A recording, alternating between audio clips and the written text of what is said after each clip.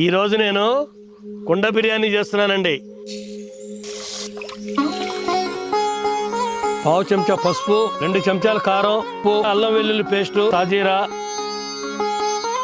Okay,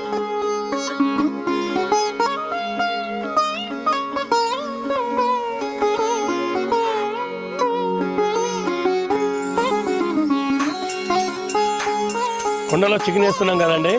పైన రైస్ని 3 లేయర్లు వేసుకోవాలి.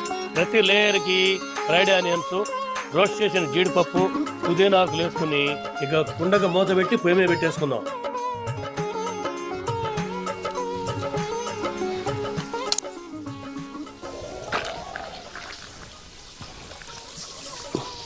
ఆహా, చూసారా?